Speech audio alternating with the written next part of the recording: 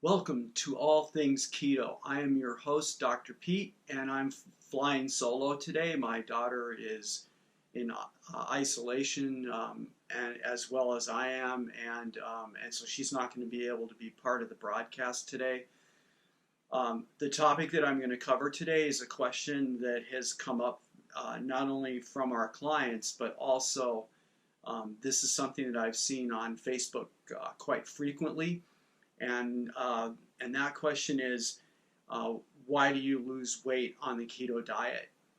Now, I'm going to address that question in two distinct ways.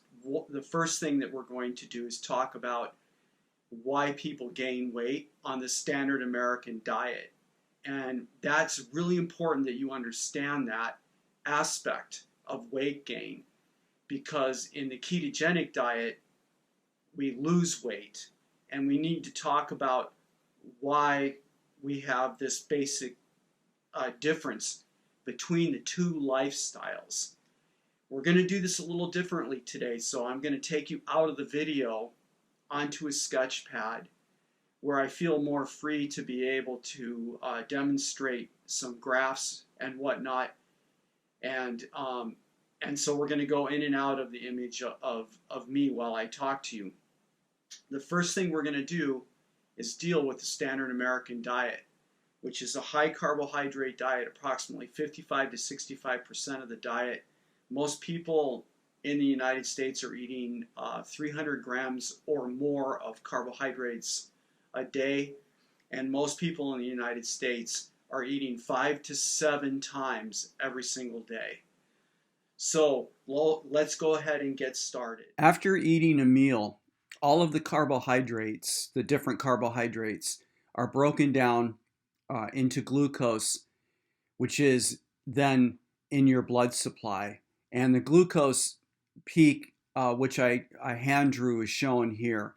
And you can see over the course of a typical meal, which could be, for example, somebody who just had breakfast, a big bowl of oatmeal, based on the package, probably several servings of that oatmeal. They probably got bananas cut up in there and apples cut up in there.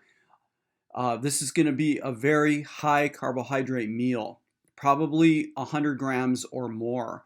And what's going to happen is over a time course of a few hours, they're going to have a blood glucose peak that's going to look something like this. In fact, the peak won't be as narrow and tall as this. It'll probably be more broad and extended, but the blood glucose level will be peaked for a number of hours, probably then decreasing around 3 hours out here. Now, what inevitably causes the decrease in the blood glucose value is going to be the insulin that is released into the blood supply to deal with the blood glucose. And the insulin is going to pretty much mirror the glucose peak. So I'll use red to indicate it. And so we could think of it this way.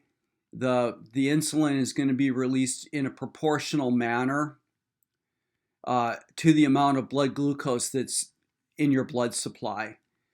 All right. And I hesitate to put both on the same graph because the units for these two things are different. The blood glucose in the United States is measured as milligrams of blood glucose per deciliter, and the insulin is going to be measured as units. But the point is that as the blood glucose rises in your bloodstream, so does the insulin, and it rises in proportion to the blood glucose. The job of the insulin is to basically force the glucose, which I'll abbreviate this way, into cells, liver, muscle cells, brain, and so on. Now, in addition to this, we also have another enzyme which is part of this relationship, which is called leptin. And leptin is a hormone which in a lot of respects is very similar to insulin in that it is a master hormone and it is related to appetite suppression.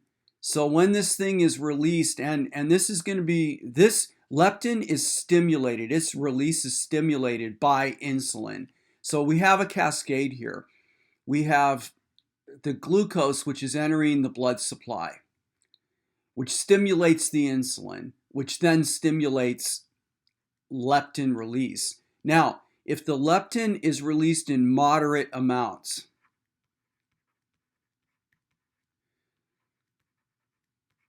what's going to happen is that this is going to make you feel full.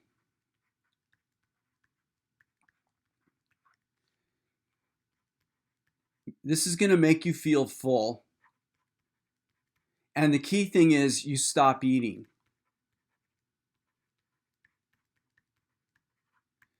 All right. And that's number one. You stop eating. And then the second aspect of this, let me just put an A here. And the second part of this is that this is called the satiety hormone, which I for convenience of the viewer, I put the definition down here. This is basically the time between eating or the time between meals. So this, what it does is it creates a non-eating window. All right. Now, in addition to that, we also have the influence of another hormone that's called ghrelin. And the purpose of the ghrelin hormone, most researchers are going to call this the hunger hormone. So the ghrelin stimulates the need to eat.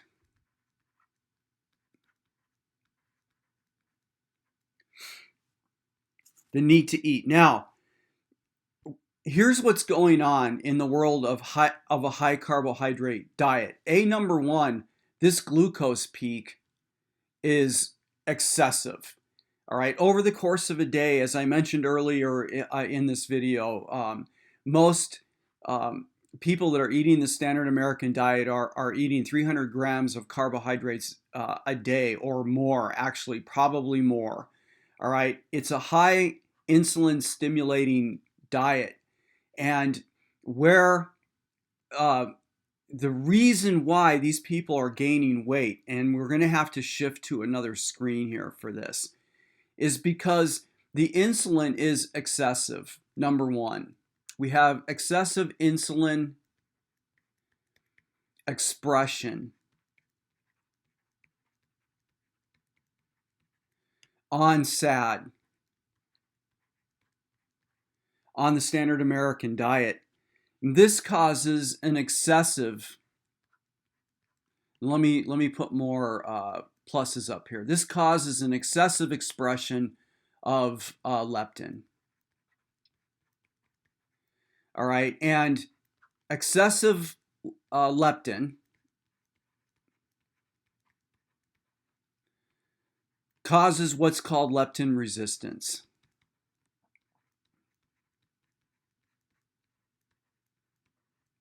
So if you sit back for a minute and you think about what this means, you have a high degree of leptin circulating in the blood supply because of the excessive production of insulin, which stimulates an excessive production of leptin, which causes an excessive situation where the leptin is causing its own dysregulation, all right, in terms of its ability to enter cells and so on. So what happens here with a high concentration of leptin is that this is the same situation you would have with very low leptin expression. So the person who's eating does not have the sensation that they're full. So we have no fullness. All right, person keeps eating. So they're going to exceed the calories that they should in the meal. And then the second thing, and I'm going to have to go back to the other window for this, is that this has a tendency to decrease satiety. It decreases satiety. Now, again, what does this hormone mean in English? It means that we shorten the non-eating window.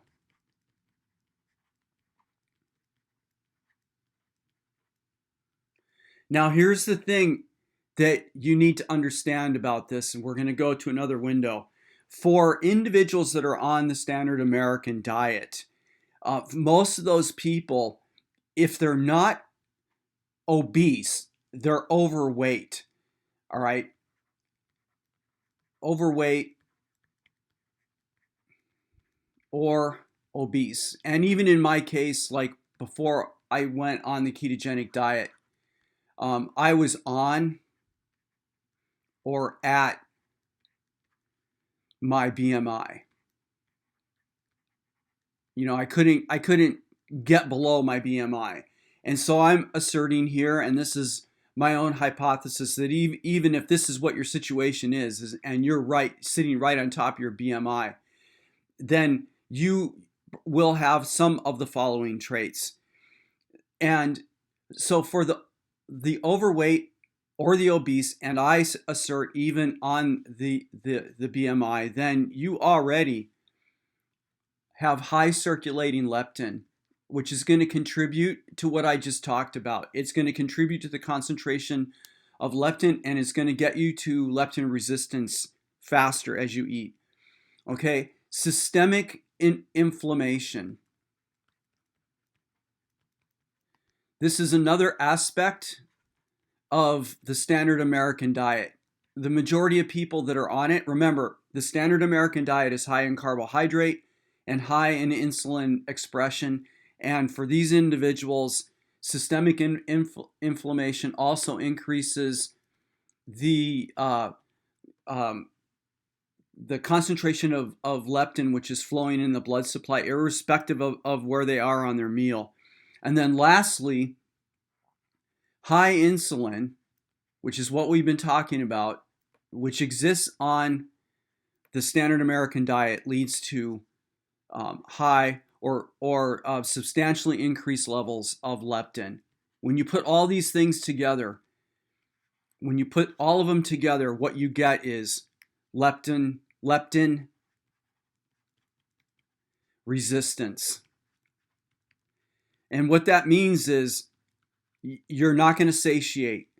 So you're going to eat more in the course of the meal that you're sitting at, and the actual satiety window, the window in which exists between when you finish eating and when you start your next meal, is going to be substantially shorter. So to summarize, there are two reasons why people on the standard American diet overeat. The first is because of the dysregulation of leptin, they don't satiate, meaning that they don't feel full so that they stop eating. That happening is pushed out. All right. The second reason is because the actual satiety window is really small, and it comes after the blood glucose and the insulin and the leptin have crashed.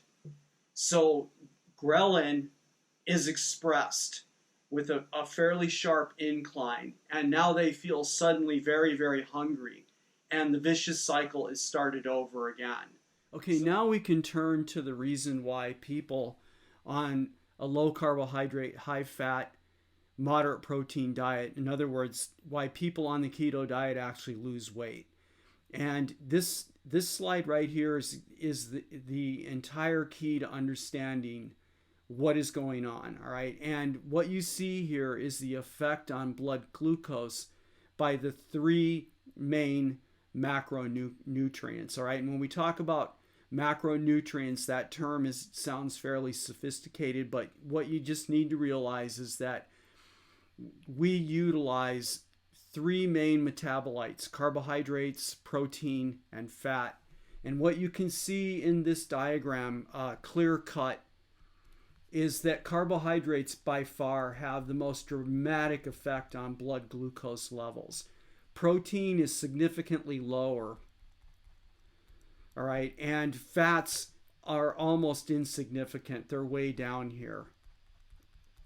So the thing is, if you're eating a low carbohydrate, high fat diet with moderate protein, the first thing you need to recognize is that number one, we've ended the vicious cycle of a high blood glucose level, which also requires high insulin and also requires high leptin. So once we reduce the carbohydrates from the diet, I'm just going to use an eraser here and break this. All right. Once we've reduced the carbohydrates out of this equation, we are expressing insulin to a much lower level, and the pressure on the leptin has also been released. So the point is, and there's going to be two things that I really want to talk about here. But the first point is that we have restored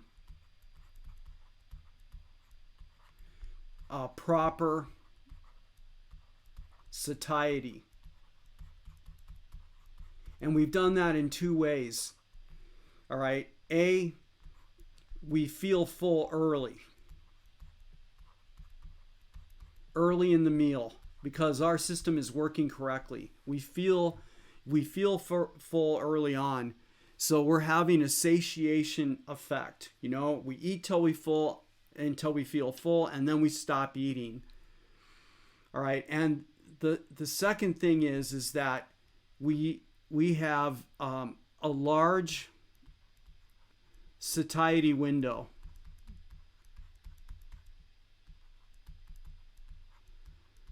So once we are full, we actually don't start to feel hungry again for actually quite a few hours. These days, I'm only eating 2 meals a day, pretty much. If I do get hungry in the afternoon, sometimes, not that frequently, I'll have a snack. And if I do, it's going to be, something like cream cheese or maybe a couple slices of some type of salami or some type of cheese or something like that. But basically, I've gone from eating 5 to 7 times every single day to just eating two meals a day. All right. The second reason why we lose weight on the keto diet is because of the fact that we are correctly partitioning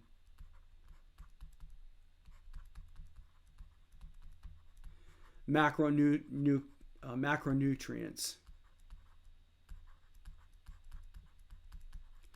What does this mean? All right. So on the standard American diet, when we have generated such high concentrations of insulin, basically once you have filled all the surrounding cells that require energy with glucose, then everything else, regardless of who it is, if it's an energy producing macronutrient, it's going to get stored as fat.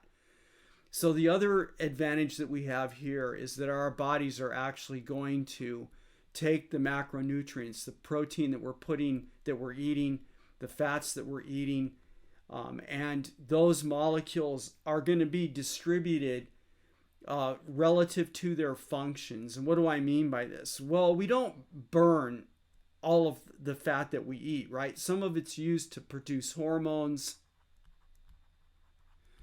All right. Some of it's structural. We have cell membranes that are, that basically surround every single cell, and those cell membranes are not just purely structural. I mean, the shape of the membrane and how those molecules are interacting with protein molecules that are in the membrane and stuff determine what gets into the cell, what comes out of the cell, and there are also chemical reactions that happen on the membrane surfaces. So some of the fat that we eat is used for that. And a similar argument can be made for the protein, right? Protein can be burned as energy, no doubt about it. Gluconeogenesis. That's one way protein can be used. But proteins are also, they're used to build enzymes. And these would be the molecular machines that go around our body and do things. And there are other proteins that are used, and I'll just abbreviate it in here, in structural ways. All right. So once you release the insulin pressure off of this system, now our bodies are actually using these macromolecules the way that they're intended. Some of it's for energy. Some of it's for, as I've just said, other reasons. And generally, because we're reaching satiety early, right? This happens early in the meal.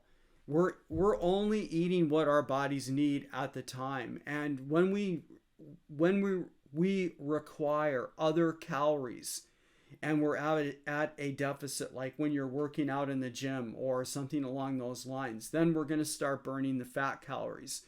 And the fat calories are going to come from from the adipocytes, from the visceral, external fat and internal fat that we have coating that coat a lot of our organs, and the fat that we have on our bellies, and the external stuff.